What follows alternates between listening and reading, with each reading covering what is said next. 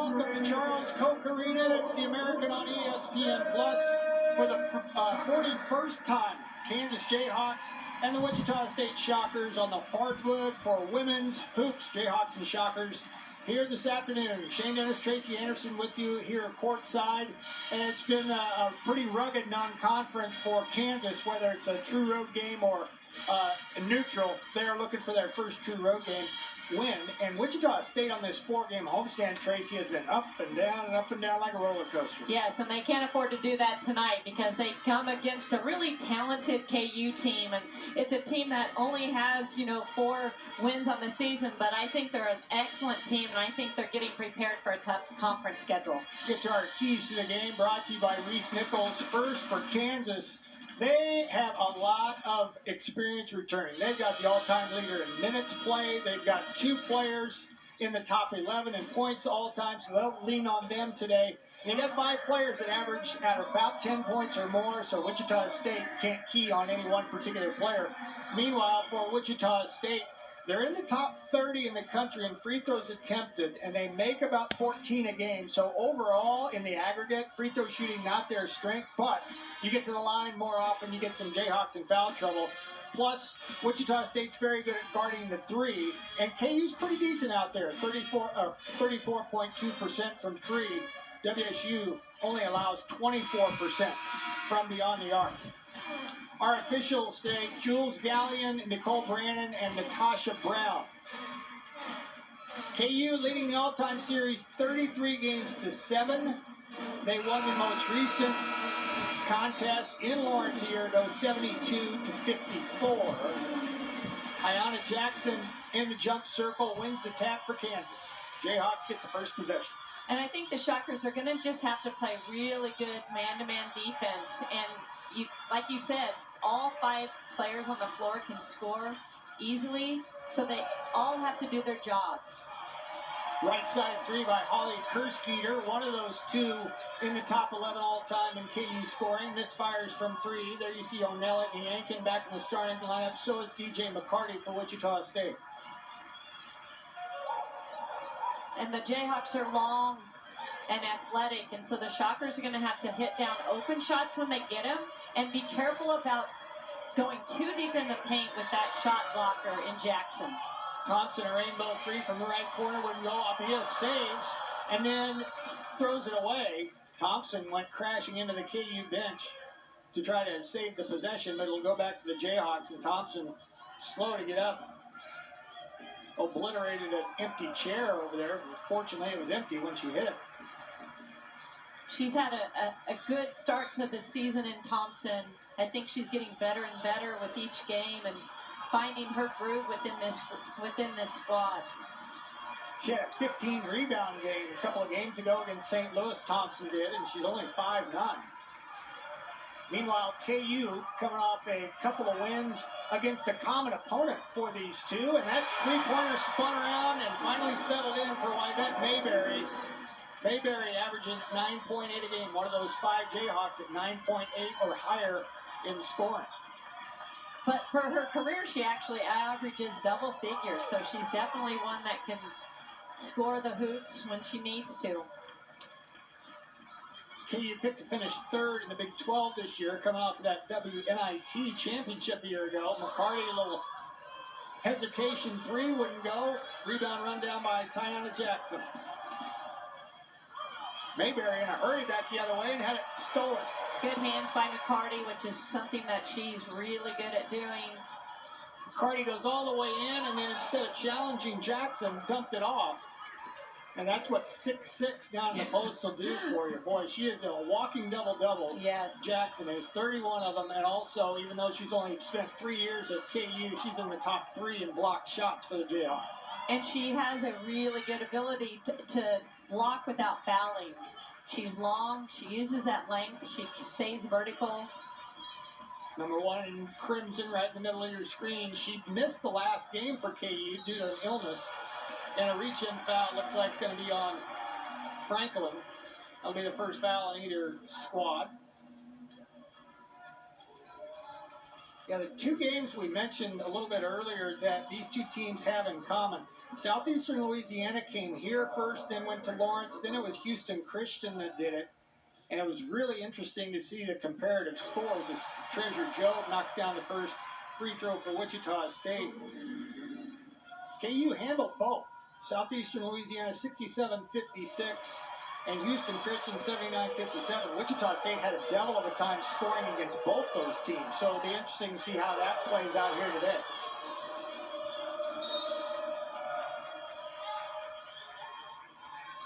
Be a holding foul on Ornella Yankin. First whistle against Wichita State. And they have her matched up with the very impressive freshman, and Shmaya Nichols was a top 5-star guard out of Overland Park. A big pickup for Coach Schneider and the Jayhawks. That'll be interesting to see when they're both on the floor at the same time. Thompson misfires and the rebound cleared by Kansas. Samaya Nichols for KU and Celeste Blow for Wichita State. Yes. Two true freshmen having great years. Left side three wouldn't go. McCarty cleared out underneath to make sure a teammate could grab the rebound. And this is a very physical game. The officials are letting them play. Which team's going to adjust to that? Leaking out was Jackson ahead of the field, and she lays it into the left hand. The WNIT MVP from a year ago. Jackson, under the weather against HCU, didn't play. That's her first two today. And just a great read by Jackson. She saw that it was a possible turnover, and she just took off and easy bucket. McCarty rolls it in. DJ McCarty back in the starting lineup. That's her first two today. She had 8 points and 3 assists against KU a year ago. Tough shot by McCarty, but what I like about that is that she has a tendency to go very deep, but that time she didn't. She took the open jumper. Mayberry finishes at the rim. She's got 5. Kind of a frantic pace in the first 4 minutes or so here in the opening quarter. Jayhawks with the early advantage. McCarty picked up her dribble a little too quickly. Wasted about 5 seconds on the possession. Now Treasure Job asking for a high screen. That was bounced off of Jackson's knee. No kick, so it's just a turnover. And in transition, the Jayhawks give it right back. Yeah, the Shockers are trying to run a high ball screen, and the Jayhawks have done a really good job of causing them some trouble with that high ball screen. I believe the basketball term is blowing up the dribble handoff. Yeah. Jayhawks are doing that routinely. Thompson trying to create something late in the shot clock, and a flat-footed block shot by Jackson, but the putback is good. Nice job by Thompson. What often happens is when the shot is blocked, that it's usually gotten back by the offensive player, and she just stayed with it. And even though she got blocked once, she went right at Jackson, which is what you have to do. Quick three left side is good. That's Kerskeeter, Holly Kerskeeter. Her first three, she had 16 against the Shockers a year ago. And what a pass by Mayberry. Completely across the lane to a wide open shot, and Kerskeeter is ready to shoot every time she catches. Boy, Jackson doesn't just anchor it down at the block, does she? No, she doesn't. He's very active out on the perimeter, very long. Guarding Abias, who got a little space but couldn't finish, and the second one couldn't finish either. Jackson didn't block either one of them, Tracy, but I guarantee Abias knew she was there. She did, it's a really good job by Abias. She's not intimidated. She's going at her, and like you said, she didn't get the block, but she definitely dictated that shot. Wide open right side three is good. Franklin's first three. That's 3 different Jayhawks with a triple. Dakaya Franklin averaging 10.5. She had 10 points and 3 assists against HCU the other night. Great slip. And a left-handed layup is good. Albias' first couple. Great read by Albias, because Jackson has been jumping out on those ball screens to help with the ball screen player, and Albias read it and slipped it in a beautiful pass by McCarty. Good help by Wichita State as they were looking for a lob to the 6'6" Jackson, and Thompson just kind of undercut her. Thompson's got a wide open angle left three and hits.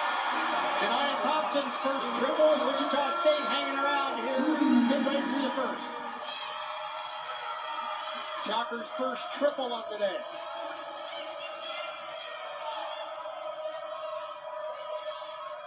Good job by the Shockers of staying in this, hitting open shots. Right side three over everything. Joe, weak side rebound. Wichita State's turned 3 turnovers into 7 points during the first quarter. Not many whistles here in the opening quarter. We are way under the 5-minute mark. Joe hangs and can't hit. That was a tough shot. She was kind of in between, couldn't use the backboard either. Yeah. Exactly. If she had been able to use the backboard, I think that would have been different. But Samaya Nichols misfired in close. That was Nichols' first field goal attempt. This case, I think, is really favoring the Jayhawks. But right now, the Shockers are able to stay in it.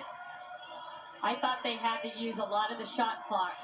Abias rattled out a three. That was halfway down. Kerskeeter with the rebound for the Jayhawks. Near steal at midcourt. Mayberry, a free throw line jumper, pulls up, can't hit. Jackson tipped it to herself and was fouled. The Shocker bench can't believe it, but we are 8 minutes into the quarter. The Jayhawks will be going to the line when we come back.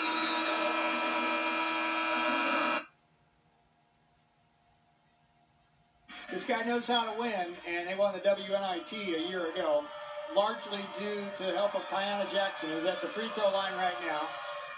Really, the only Achilles heel in her game is her free throw shooting. She was the WNIT MVP a year ago. She's on the Lisa Leslie Award watch list for the best center. She's a true number 5 in an era, Tracy, where there are fewer and fewer of those. But she reminds me a lot of Lisa Leslie, to be quite honest.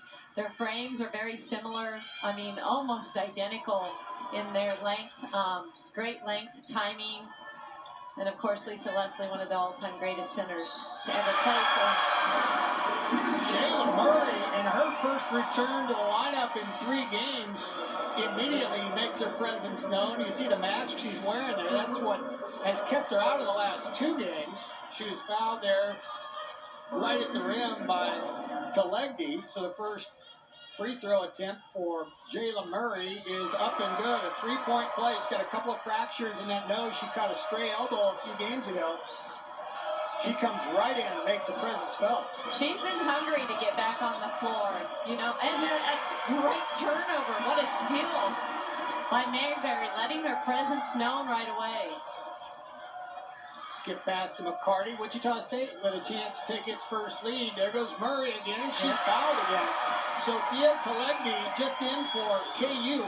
She's only played in half the game, but 2 quick fouls on her and 2 trips to the free throw line for Jayla Murray. And I really thought this was going to be another aspect of the game that I thought was going to be important, is which bench was going to be able to show up. When Wichita State's bench contributes, I think that's when they're at their best. And in their losses, their bench hasn't done much. So it'll be interesting to see if they can continue, if they can hang in here and give their starters some breather and keep it close or get a lead, then that's a win for WSU, definitely. To Tracy's point, when Wichita State's going well, their bench pitches in on the year about 23 points per game. And into the game for the first time this year for Wichita State is Sierra Mora, who just drew a foul on a Jayhawk sub. So we will stay on this end. There's Mora, number 2 in white. She hasn't played at all this year. This is her debut. But she is a player that Coach Nooner is really excited about, because she has the ability to play multiple positions. She can stretch the floor. She's long. She can play defensively on the perimeter and in the post. He's really excited about her. Papadopoulou in there for the first time for KU, number 14 in crimson. She's kind of a role player as well. But with the 2 quick fouls by Talegdi, she's had to come in and play the post now with Tiana Jackson on the bench with some rest here late in the first. Corner three may have skimmed off the backboard. No good. There's an offensive rebound by Papadopoulou, the native of Greece. And Kansas turns it back over. 5 turnovers in the quarter, and then Papadopoulou ends up with a steal. So dueling turnovers here in the final 40 seconds or so. Yeah, those are the 2 turnovers by McCarty. She needed to take another dribble and pull that defender, but she never pulled the KU defender off of that post. She needed to get into the paint and pull her. Boy, a great catch and finish by Samaya Nichols, a 6-foot freshman from Overland Park that Tracy was talking about earlier, the 5-star recruit out of high school. Really athletic move, and that is a continuation 3 opportunity for KU. Nichols came into the game averaging 13.5 points per game, and what a get by KU to have her stay. Yeah. That was their focus of their recruiting classes, trying to get those Kansas kids to stay home, and a 5-star recruit at that. And she has a phenomenal game. She's very strong. She can shoot it, likes to put it on the floor. She has a great frame for a freshman. You know, a lot of times freshmen can't come in, and especially at a Power 5 school, and withstand the length of the schedule. But she's really strong and has a lot of things in her game that is conducive to a great college player. Laya Conessa checks in for the first time this year for KU. She's been out with injury, so she, like Morrow, making her season debut in this one today. Skylar Gill, the Wichita native, also in there for the first time for the Jayhawks as Wichita State turns it over. Final 4.5 seconds here in the quarter. Mayberry to beat the buzzer does, but too strong. Entertaining up and down first quarter goes the way of the Jayhawks. They lead it by 3.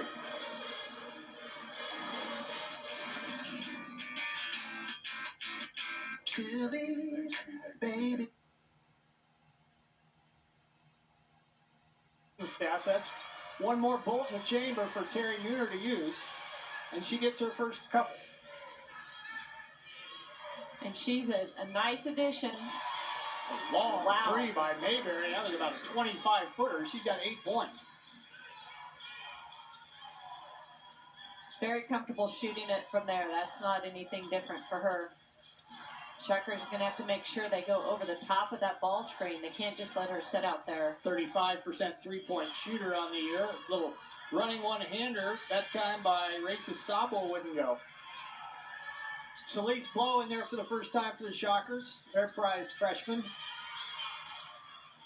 Boy, Mayberry dribbled into trouble, but got right back out of it.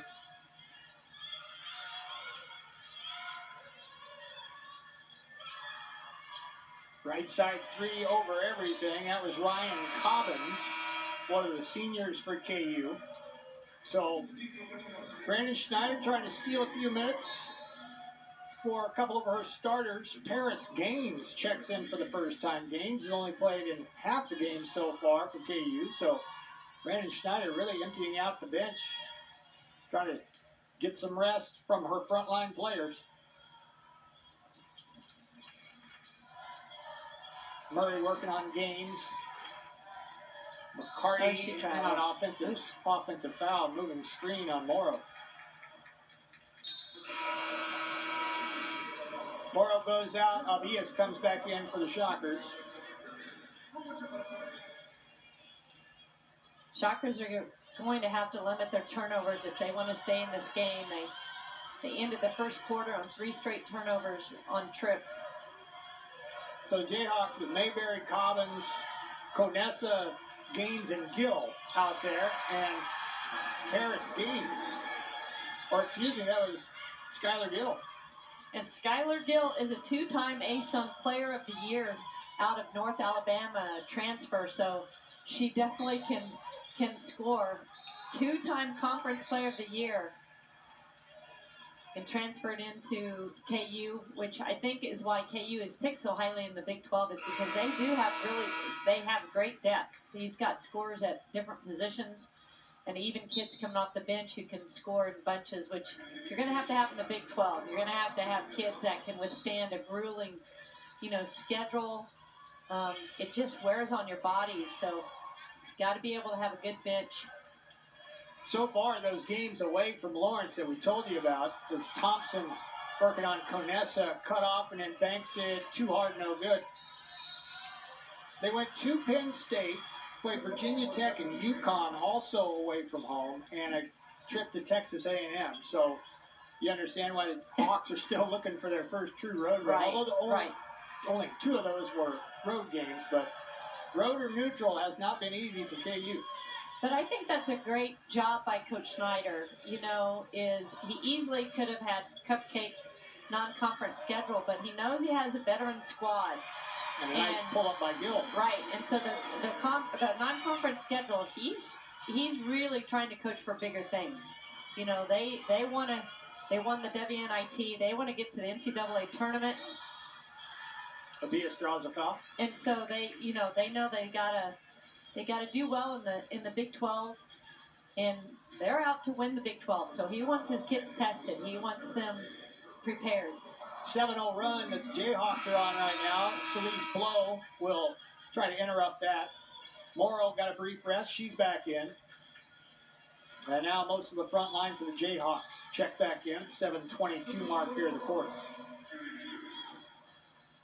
Here's Celeste Blow, freshman from Murphy, Texas, averaging about 10.5 per game. She had 7 points in the Shockers' previous outing, although only 3 out of 13 from the floor. All the Shockers had a hard time finding the hoop in that game against HCU. Shockers have had a real curious homestand. That free throw is good by Blow. That's her first point. They sandwiched a 78-point win over St. Louis inside a total of 80 points scored in 2 games against Southeastern Louisiana and Houston Christian. Yeah, they've struggled with consistency, absolutely. And that was a dead layup by Jackson that she just let slip through her fingertips.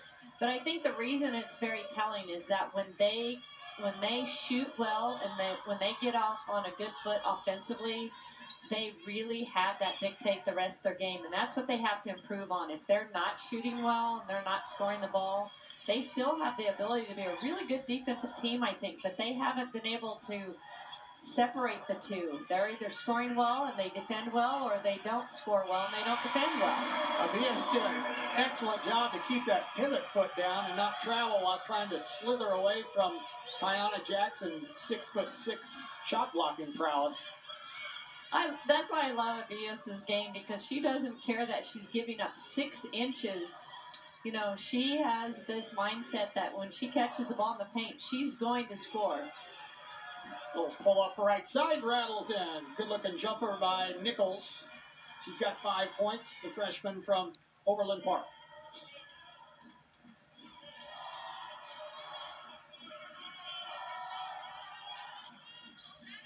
Shockers have shown pretty good patience on the offensive end so far. McCarty I don't like that up shot. 3, yeah. So that's not McCarty's strength. McCarty only 6 of 24 now from long range this year. Good individual defense. And Blow didn't go for about 3 different fakes by Gill. And a slash to the basket by Nichols. She scores again. Boy, she is silky smooth. 7 points off the bench. Or actually, she started. That was a clinic off the ball screen.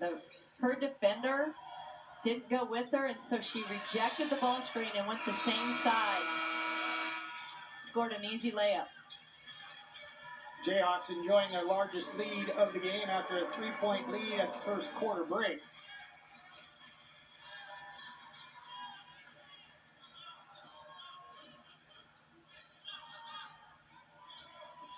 And Coach Nooner obviously knows this Jayhawk squad very well. He recruited pretty much all of these, all of these kids, so he knows what they can do. 3 years he was the associate head coach, basically the right-hand man to Brandon Schneider. Timeout for KU is called, and we've got a timeout on the floor as well. KU by 9.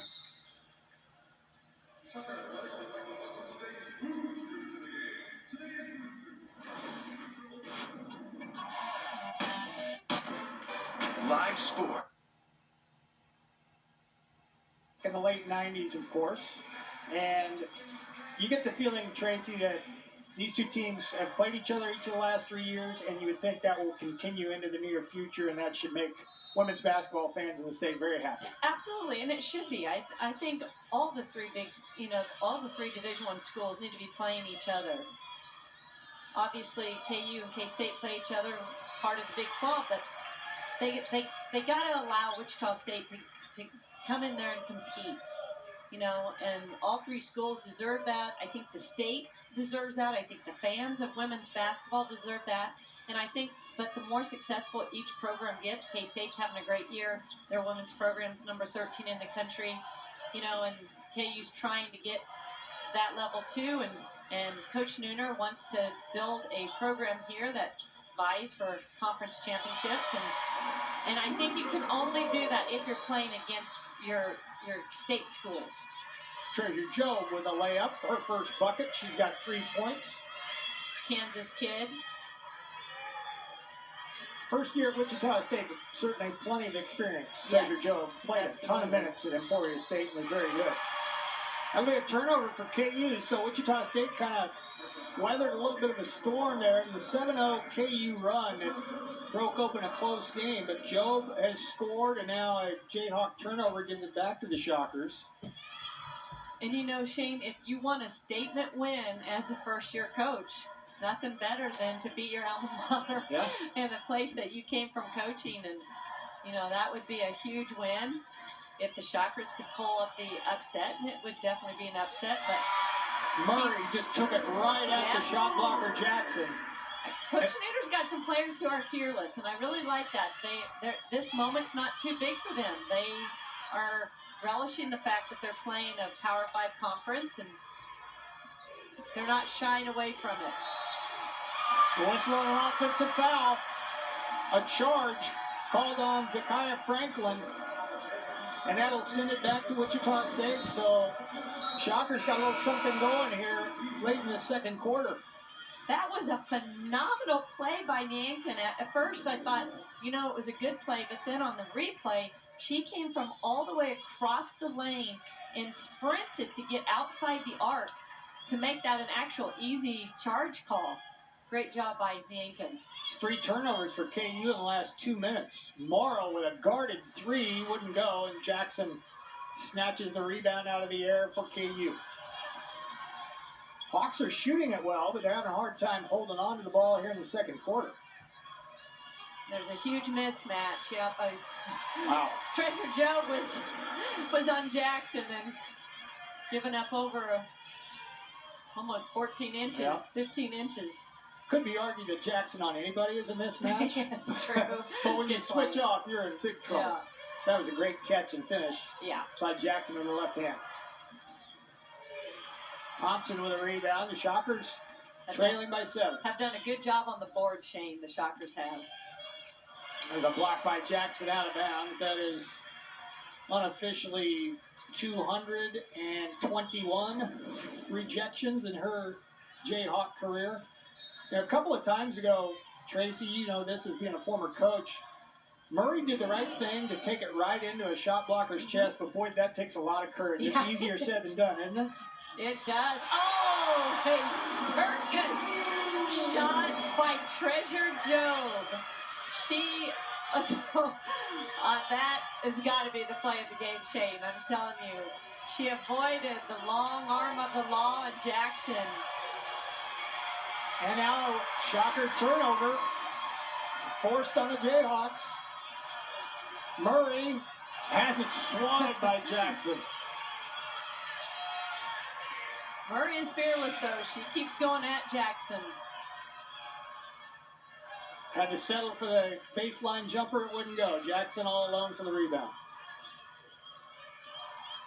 Boy, this crowd has been into it here in the second quarter as well. Everybody's kind of on the edge of their seats. Yeah, it's been a very entertaining game. Both teams are playing hard. Back cut by Kerskeeter, but got a little too far underneath the basket and had it rejected and deflected off the Jayhawk fingertip. And this is what Morrow brings, I think, to the WSU, is because she's long, she's able to come over and help off of Kirk Skeeter, who I think is a phenomenal player, and she's long. So good job by Morrow to come over and help and create that turnover.